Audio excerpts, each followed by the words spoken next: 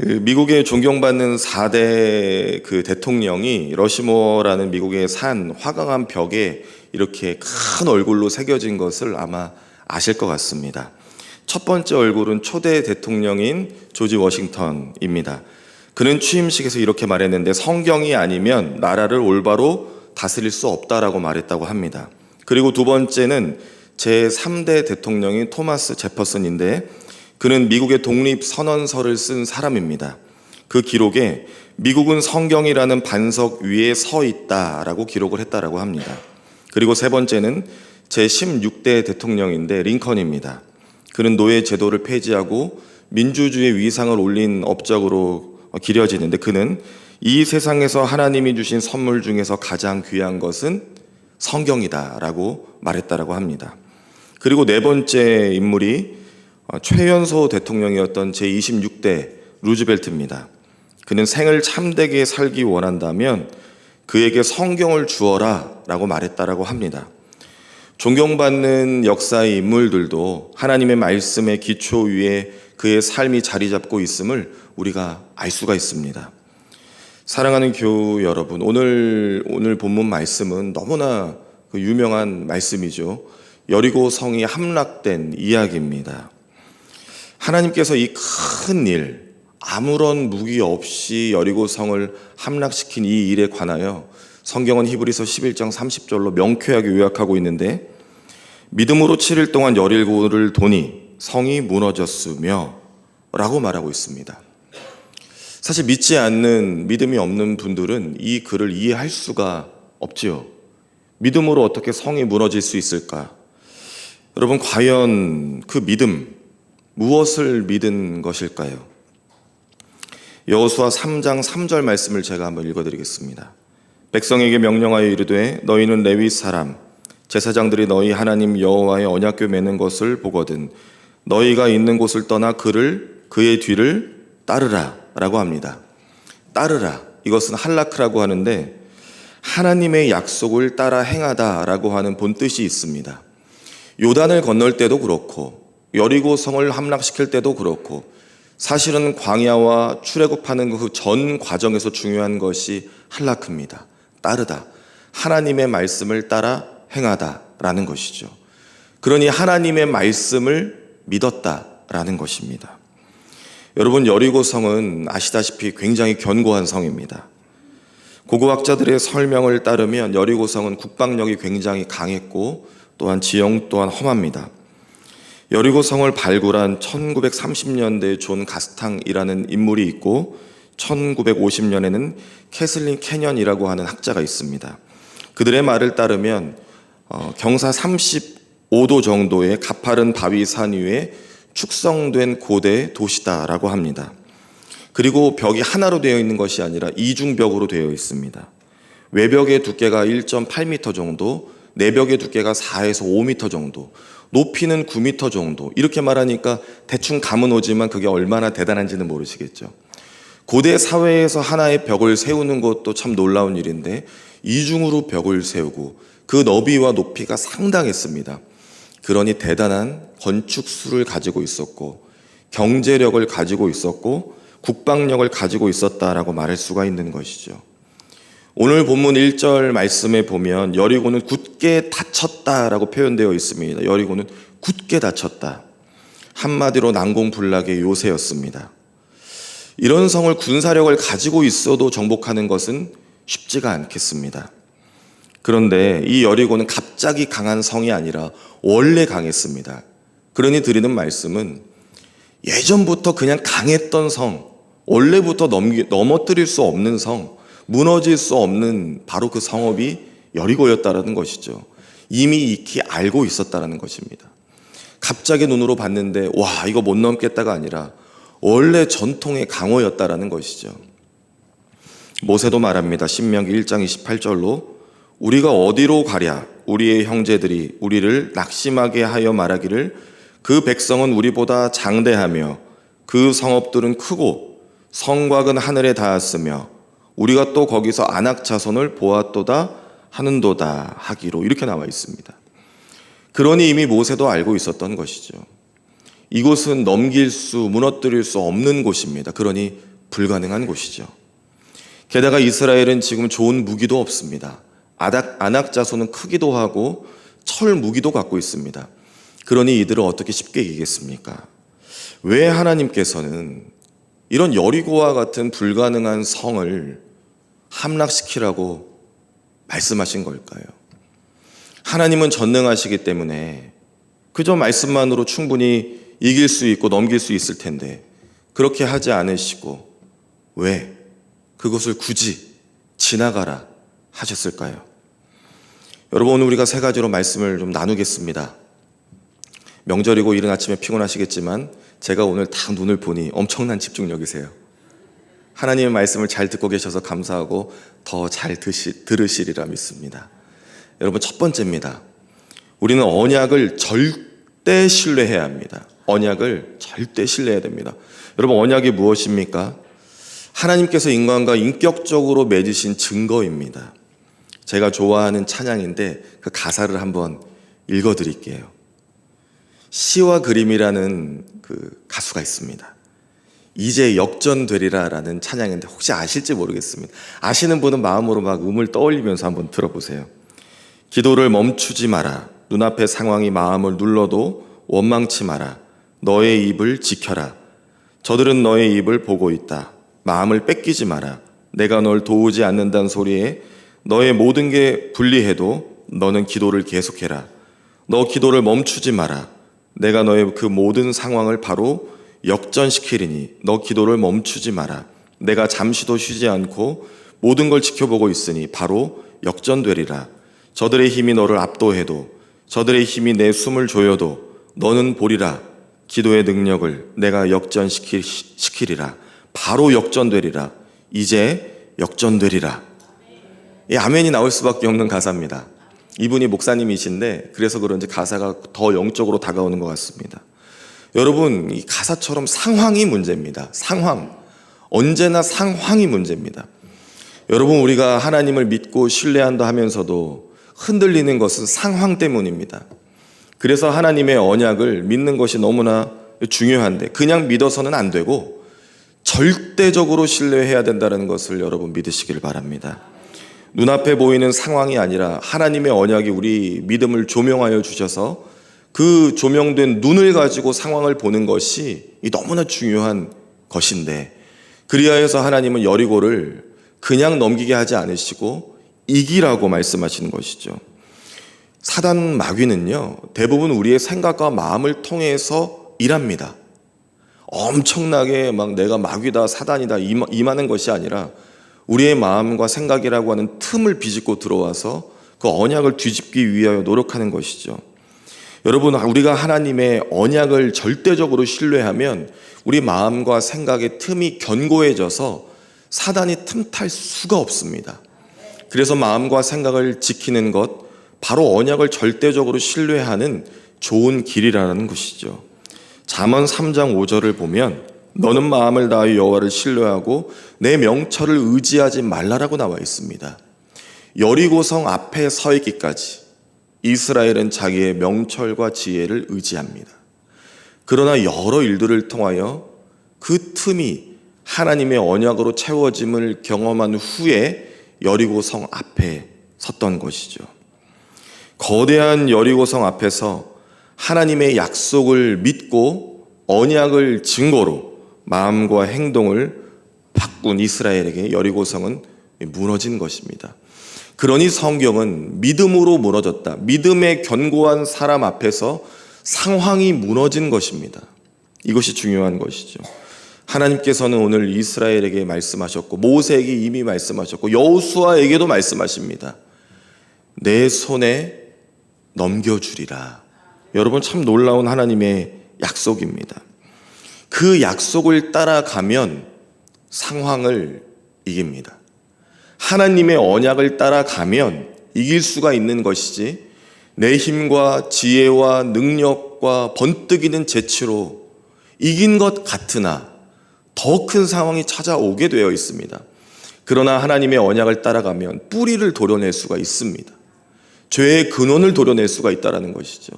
우리 앞에 상황을 주셨을 때에는 이유가 있습니다. 6장 2절에 보면 여리고 및 왕과 용사들을 내 손에 넘겨주었으니 라고 나와 있습니다. 이것이 나티티라고 하는데 과거 시제입니다. 그러니 이미 완료된 형태이죠. 넘겨주었다, 끝났다라는 것입니다. 물건을 받은 사람에게 이미 넘겨주었다, 이미 완료가 되었다. 그럼 이 말씀을 왜 과거로 말씀하셨을까? 하나님은 이미 여리고 성과 그 안에 있는 아낙 자손과 가나안 땅에 있는 7 부족을 이미 이기셨습니다. 그래서 이스라엘로 하여금 약속의 땅이라고 말씀하신 것입니다. 하나님의 약속은 원래부터 있었습니다. 그런데 그 약속을 믿지 못하니까, 그 언약을 신뢰하지 못하니까 그때마다 주님이 주신 해결책을 받았어야 되는 것인데 다시 한번 말씀하신 것이죠. 내 손에 넘겨주었다. 여러분, 우리는 이 땅을 살아가지만 하나님의 언약을 믿는 백성입니다. 그것을 믿으십니까? 하나님의 언약을 믿는 자녀는 그 언약을 따라가야 됩니다. 믿어야 따라가죠. 우리가 어린 자녀들에게 그렇게 경고하잖아요. 야, 누가 지나가다가 너 같이 가자고 하고 아이스크림 100개 사준다고 해도 야, 따라가지 마라, 믿지 마라. 그 아이가 이해할 수 있겠습니까? 아이스크림 100개나 준다는데. 아니, 그렇게 귀한 예물을 주신다는데 어떻게? 그러니 그 원리를 우리가 잘 설명해 줘야 되는데요. 여리고가 굳게 닫혔고 출입하는 자가 없다라고 오늘 성경에 분명히 기록되어 있습니다. 그것은 또 하나의 의미가 있는 것인데, 여리고는 워낙에 강력한 성읍이라 들어갈 수가 없으니까 굳게 닫힌 것까지는 이해가 됩니다. 그러면 왜 출입하는 자는 없을까요? 닫아놓기만 하고 왜 왔다 갔다 하지는 않을까요? 무서웠던 것입니다. 누가요? 이스라엘이요. 무기 하나 없는 이스라엘이 두려웠어요. 왜 두렵습니까? 저들이 요단을 건넜답니다. 여러분, 요단은요, 우리가 요단을 건넜다, 홍해를 건넜다 하니까 뭐 건널만 하겠지, 그렇지 않습니다. 물론 요단은 엄청난 망망대해의 바다는 아닙니다. 그러나 요단은 쉽게 건널 수 없는 강입니다. 게다가 이스라엘의 전군과 민족이 건넜다라고 하는 것은 말이 되질 않습니다. 그런데 우기였습니다. 비가 오는 요단은 엄청나게 불어나서 사람이 건널 수가 없어요. 그런데 그 건널 수 없는 강을 민족이 건넜습니다. 어떻게 해요? 마르게 하셨어요. 그러니 그 소문을, 그 이야기를 이 상업 도시인 여리고가 모를 리가 없습니다. 다 들은 것이죠. 두려웠습니다. 하나님의 민족이 오고 있기 때문에 두려웠던 것이죠.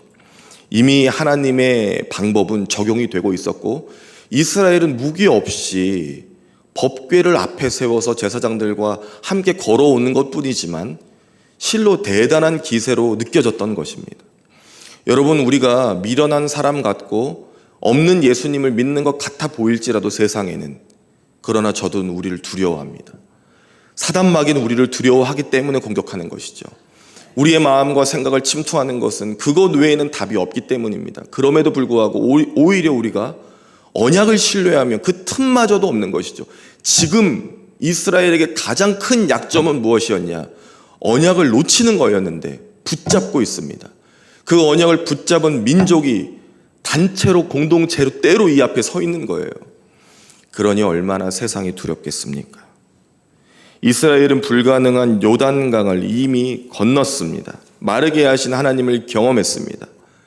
그리고 믿었어요. 여호와의 군대 장관이 임하여서 여호수아를 만났습니다. 그리고 약속해 주셨어요. 그 언약을 신뢰합니다. 리더가 신뢰하고 이 민족이 신뢰합니다. 여러분, 한번 상상해 보세요.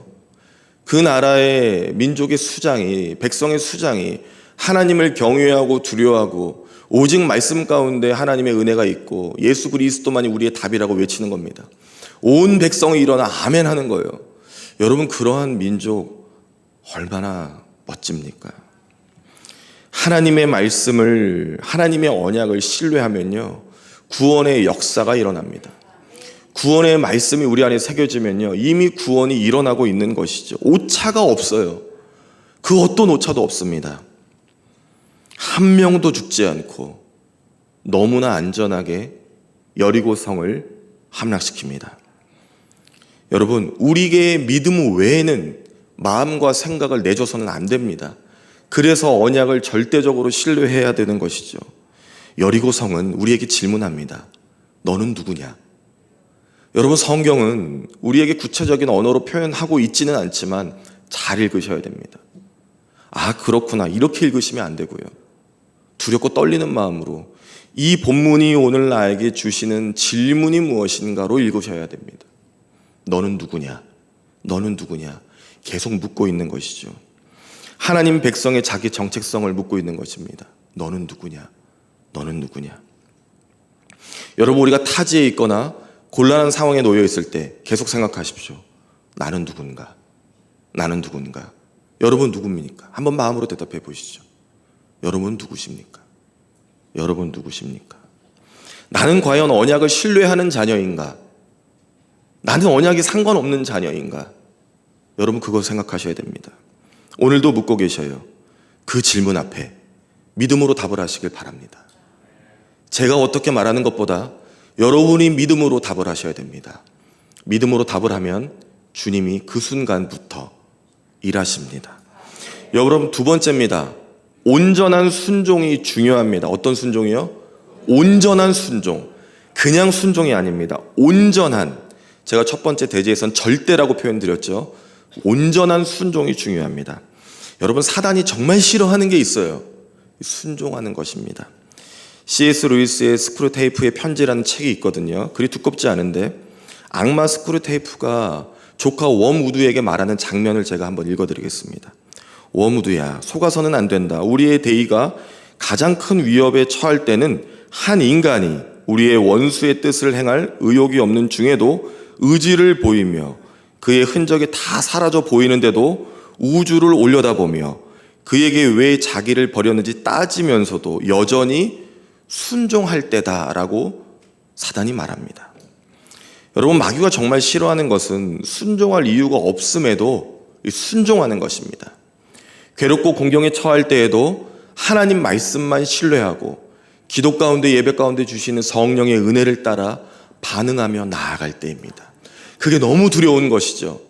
지금 여리고성 앞에 있는 이스라엘 민족이 법궤와 함께 여리고성을 돌 때 가장 두려워했던 것은 가나안 민족이 아닙니다. 그들을 조장해서 이 이스라엘 민족을 넘어뜨리고자 하는 그 배후, 사단이죠. 너무나 두려웠습니다. 자, 지금부터 전장의 지휘관은 누굽니까? 여호수아인가요? 아니면 제사장들인가요? 아니면 누군가요? 지금 이 전장의 주인이 누굽니까? 하나님이십니다. 그러하기 때문에 사단이 두려운 것이죠. 우리가 인생을 하나님 말씀과 그분의 뜻 가운데 순종하지 않고 살면 지휘관은 우리가 되지만, 내가 되지만, 그분께 순종하며 온전히 그 마음과 정성으로 나아가면 그때부터 전장의 지휘관은 바뀝니다. 유라구로 광풍 가운데서 사도 바울이 그 배의 진정한 항해사가 된 것은 하나님께서 구원하여 주실 것이다라고 하시는 말씀에 순종했기 때문입니다. 온전히 그분께 순종하면 지휘관이 바뀌는데, 여러분 지휘관이 누가 되셨으면 좋겠습니까? 하나님이 되셔야죠. 그래야 백전백승을 하지 않겠습니까? 3절에서 5절까지 엄청난 하나님의 전략이 나오거든요. 그 무엇입니까? 모든 군사는 여리고성을 매일 몇 번씩 돌라? 한 번씩만 돌면 됩니다. 그리고 총 6일 동안 몇 번을 돌라? 6번이겠죠. 마지막 7째 날에는 몇 번을 돕니까? 7번을 돕니다. 그럼 총 합치면 몇 번입니까? 13번 돌면 됩니다. 쉽지요? 그리고 제사장이 양각나팔을 7명이 분답니다. 괜찮지요? 그럼 무너진답니다. 허무해 죽겠습니다. 아니, 여기까지 요단을 건너고 홍해를 건너고 여기까지 와서 막 광야에서 이런 일 저런 일 다 겪고 불기둥과 구름기둥과 막 모든 초자연적인 현상을 다 동원해 주시고 만나고 매출하게 막 이야, 그래서 엄청난 것이 기대됐는데 그저 한 바퀴씩만 돌면 된답니다. 허무하시죠? 여러분, 인생에 큰 풍랑을 만난 적이 있으십니까? 아마 제가 우리 인생의 선배님, 거의 선배님들이세요. 아니, 우리 인생의 선배님, 믿음의 선배님들 얼마나 큰 풍랑들을 겪고 여기까지 오셨습니까? 그런데 그때 하나님께 놀랍도록 딱 임재하여 주셔서 막 바람도 보내주시고 번개도 한 30번 때려주시고 그 뭔가 이야 임재하셨구나 그 느낌이 있는 가운데 쫙 펼쳐지면 다 알아듣겠는데 아무것도 아닌 듯. 여러분 이렇게 돌이켜보면 그냥 아무것도 아닌 듯 여기에 다 계시지 않으셔요. 그러니 돌아보면 다 하나님의 은혜라고 하는 선배님들의 말씀들이 다 맞아요. 엄청난 일이 있어야 될 것 같은데 그렇지가 않습니다. 여러분 너무 기대하지 마세요. 하나님의 방식은 우리의 생각으로 도저히 이해할 수가 없습니다. 그 어떤 전략이든 중요한 것은 그 방식이 무엇이든 그것이 믿어지든 안 믿어지든 그게 중요한 것이 아니라 하나님의 말씀이다라고 믿어진다면 온전히 순종하는 것이 100%의 순도로 그분 앞에 나아가는 것이 중요합니다. 이스라엘 주둔지에서 길갈까지 그리고 여리고성에서 돌 때 소요되는 시간은 약 2시간 정도. 그러니 하루에 2시간 정도 돌면 끝납니다. 일과가. 그러면 22시간 뭐 할 거예요? 얼마나 많은 생각들이 있었을까요? 좋습니다. 잠을 한 10시간 잔다고 한번 쳐보겠습니다. 그래도 12시간 남습니다. 그럼 이스라엘 백성들이 뭘 해야 될까요? 기도랍니다. 아주 훌륭한 대답이었어요. 이거는 뭐 말씀 중에 이렇게 크게 대답했다는 것은 성령이 임하신 것이죠. 네. 기도였겠죠. 또 여러 가지가 있었을 거예요. 그런데 여러분 얼마나 불안했을까요? 2시간은 집단적으로 그렇게 많은 인원이 돌았지만 그 외의 시간은 무엇이었을까? 영적 체질을 개선하는 과정이었다라는 거예요. 지금까지는 영적인 체질이 불순종이었고 불평이었고 원망이었고 온전한 순종이 아니었는데 온전히 순종할 수 있도록 이 영적인 체질을 개선할 수 있도록 인도해 주시는 과정이었다라는 것입니다. 여러분 나를 이끌어 가시는 하나님 그분의 말씀이 우리 삶의 맨 선두에 서서 이끌어 주시면 우리가 생각하는 것보다 기대하는 것보다 더 놀라운 일들이 상식과 같이 일어나는 것을 경험할 수가 있습니다. 제가 정말 부러운 분이 조지 밀러 목사님인데 제가 가끔 언급해 드릴 거예요. 저는 이분이 너무 부럽습니다. 하루에 몇 번씩 응답을 받아서 일평생 5만 번을 응답 받으셨대요. 5만 번을. 이야 부러워요. 너무 부럽습니다. 여러분 3초간에 우리가 이 언약궤의 임재의 상징인 하나님의 말씀을 따라가다 보면 기다림의 순종의 시간들이 필요하거든요. 기다리지 않고서는 인내하지 않고서는 순종을 온전히 경험할 수가 없는데 제가 재미난 글을 한번 잠깐 소개해 드릴게요. 3초간의 기다림 속의 사랑이라는 글 중에 2개만 갖고 와봤습니다. 저는 공감이 됐거든요. 엘리베이터를 타고 닫기를 누르기 전에 3초만 기다리래요. 정말 누군가 급한 일로 달려올 수가 있으니까요 라는 글이에요. 공감은 되지만 인내심의 한계가 느껴집니다. 어찌 3초를 기다려요? 엘리베이터 타는 순간 우리의 본능은 어디로 향합니까? 닫기를. 그것도 한 번이 아니라 저만 그런 건 아니죠? 부끄럽지만 저는 여러 차례 누릅니다. 안 다칠까 봐. 그 다음에 차창으로 고개를 내밀다가 한 아이와 눈이 마주치면 3초만 그 아이에게 손을 흔들어 주세요. 그 아이가 크면 분명 내 아이에게도 그리할 것이니까요. 뭔가 마음이 뭉클해지죠. 그러나 우리는 그러지 않죠. 차창에 내려가는 걸 어떻게 쳐다봅니까? 빨리 올려야죠. 아이가 지나가면 언제 손을 흔들고 있냐고요. 그러나 이 3초만 기다려도 인내해도 좋은 미래를 향할 수 있는데 참 공감이 되잖아요. 그런데 내 삶의 주인이 되어주셔서 하나님이 우리를 바라보고 계시고 인도해 주신다고 하는데 순종하지 못하고 기다리지 못하고 인내하지 못하면 어떻게 될까요? 여러분 특별히 오늘 하나님께서는 여리고성을 무너뜨림에 있어서 숫자 7을 사용하십니다. 일주일 돌아야 되고요. 7째 날에는 7번 돌아야 되고요. 제사장 7이 7 양각 나팔을 불어야 됩니다. 왜 계속 이렇게 말씀하시냐? 하나님의 완전한 수가 우리가 무엇이라 들었습니까? 7이죠.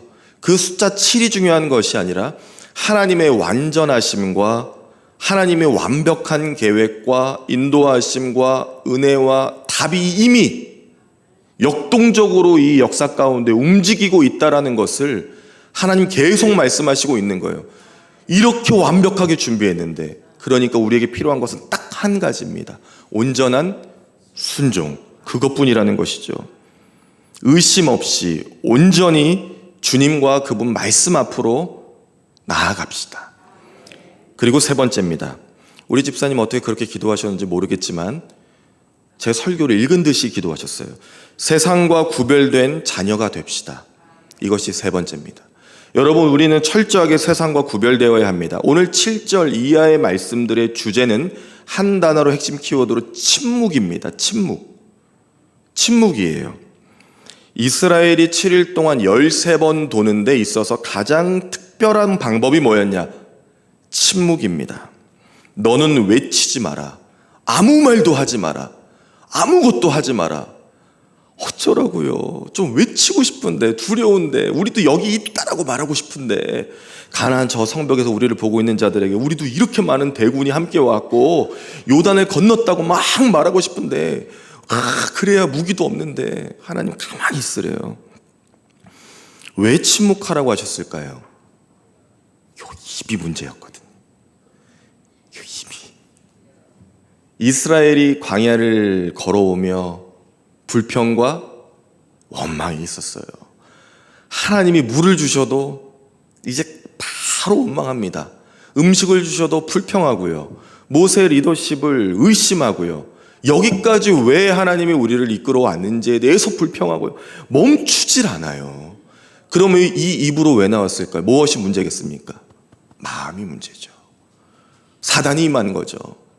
닫으라는 거예요. 만약 너희가 두렵더라도, 지금도 의심이 있더라도, 지금도 그렇더라도 아무 말 하지 마라. 아무 말 하지 마라. 저 세상이 너희를 아무리 미혹해도 가만히 있어라. 누가 이기는지를 보라는 거예요. 로마서 10장 10절 말씀이죠. 사람이 마음으로 믿어 의에 이르고 입으로 시인하여 구원에 이르느니라. 여러분 한번 상상해 보십시오. 입으로 시인하여 구원하는데 마지막에 외치는 음성이 무엇일지를 상상해 보세요. 그렇게 일주일 동안 침묵하고 13바퀴를 돌며 영적 체질이 순종으로 개선된 뒤에 할 수 있는 말이 무엇이겠습니까? 여러분, 정말 어려운 삶을 지나오다가 하나님이 인도하셨다는 걸 경험한 성도는 말할 수밖에 없어요. 누가 하셨습니까? 그렇죠. 하나님 그때를 기다려주신 겁니다. 이스라엘이 애굽으로부터 탈출하고 수많은 일들을 겪었어요. 하나님이 활시위를 당기듯이 이 약속의 땅 가나안 땅으로 쫙 보내주셨습니다. 그런데 자꾸 엇나가는 거예요. 자꾸 엇나가는 겁니다. 여러분, 이것이 죄거든요. 화살이 관역으로 정확히 가지 않고 빗나가는 것을 하마르티아라고 하는데, 죄가 그 방향을 따라 계속 어긋나 하나님과 멀어진 길로 가는 거예요. 하나님 나라가 아니라. 지금 광야의 여정은 바로 그것입니다. 그런데 지금 정확히 와버렸어요. 하나님의 언약을 순종하고 지금 정확히 서 있습니다. 이제 구별될 수가 있어요. 7 제사장 나팔을 불면서 법궤가 나아갑니다. 이 침묵의 행진은 계속되고 있어요. 그러면서 무엇이 되었을까? 기억이 났을 겁니다. 누가 여기까지 인도하셨다. 누가 요단을 건너게 하셨고, 누가 음식을 주셨고, 누가 물을 주셨으며, 누가 인생의 주제와 주어와 주인이 바뀐 것이죠. 완전히 바뀌게 되는 그 은혜를 입게 되면서 기억이 났던 거예요. 여러분, 세상과 구별되는 가장 탁월한 방법이 기억하는 겁니다. 근데 이건 우리 힘으로 할 수가 없어요. 하나님이 성령으로 도와주시고 인도해 주시지 않으면 할 수가 없습니다. 하나님께서 필요한 것은 사실은 일주일이 아닙니다. 하나님은 늘 단번에 바로 즉시 하셔요. 그럼에도 불구하고 이 시간을 주시는 것은 이스라엘을 괴롭게 하는 것이 아니라 그렇게 고백되어지고 구별될 수 있는 자녀를 기다리는 것입니다. 여러분, 결국 왜 여리고였을까요? 여리고는 다 죽어야 끝나는 전장이자 죄의 무대입니다. 오늘 본문은 아니지만 끝절까지 다 읽다 보면 모든 것을 진멸해요. 하나도 남김없이 죽입니다. 그것만 보면 참 잔인한 역사죠. 그러나 여리고 안에 팽배해 있던 우상과 미신과 죄의 습성이 가득하기 때문에 이스라엘이 거기서 접촉만 되면 다시 그 죄로 돌아갈 수 있는 이 세상이라는 거예요. 사단의 세상입니다. 그렇기 때문에 다 진멸해야 되는 것이죠. 여호수아가 26절까지 가면 또 한 번 말해요. 한 번만 더 여기에 접촉하면 가만두지 않겠다라고. 그것은 이스라엘의 외침이 아니라 여리고를 통해 우리에게 주시는 죄를 이기라고 하시는 하나님의 마음이라는 것이죠. 여리고는 죄의 용서와 구원의 상징입니다. 죄에 대해서 하나님이 어떻게 심판하시는지를 보여주시는 것이죠. 여러분, 에베소서 6장 12절에 뭐라고 말합니까? 우리의 씨름은 혈과 육이 아니라 통치자들의 권세와 이 어둠의 세상 주관자들과 하늘에 있는 악한 영들과의 싸움이라고 나와 있어요. 여리고는 그런 곳입니다. 이 세상이죠. 여호수아가 보낸 두 정탐꾼을 만난 라합이 있잖아요. 라합이라고 하는 여인이 얼마나 대단합니까? 아니죠. 그녀가 대단한 것이 아닙니다. 그녀는 하나님이 주신 기회를 잡았어요. 그리고 여리고와는 분리된 삶을 선택합니다. 죄와는 구별된 하나님의 은혜를 잡았어요. 그리고 그녀가 누구의 선조가 됩니까? 다윗의 선조가 됩니다. 여리고는 가나안 지역으로서 이방 땅인데 이방 여인이 다윗의 선조가 되고요. 결국엔 누구의 선조가 됩니까? 예수님의 선조가 되죠. 그것이 세상과 구별된 하나님의 자녀가 얻는 놀라운 축복이자 은혜입니다. 사랑하는 교우 여러분, 우리는 구별되어야겠습니다.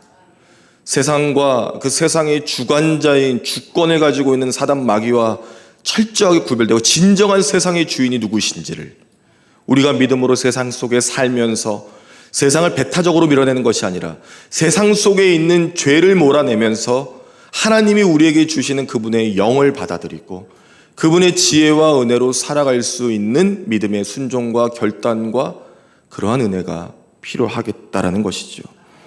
여러분, 죄악 가운데서 건져주시고 오래 참으신 그 하나님을 꼭 붙드시기를 바랍니다. 여러분, 여리고라는 것은 그랬구나가 아닙니다. 신앙의 기억 장치가 되어야 됩니다.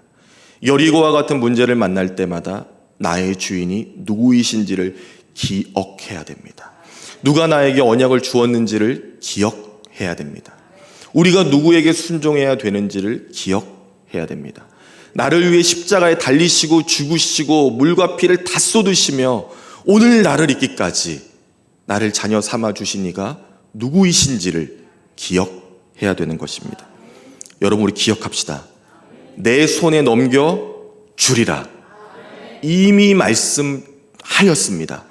예수의 십자가 보혈로 우리 손에 이미 다 넘겨 주셨다라는 것입니다. 믿음으로 예수의 이름에 힘입어 기도하면 다 세 글자입니다. 아멘입니다. 내 손에 넘겨 주리라. 그 은혜가 오늘 이 아침에 주님 앞에 나아온 구별된 여러분에게, 여러분의 가정에, 또 이 나라와 민족 가운데 있기를 간절히 바랍니다. 기도하겠습니다.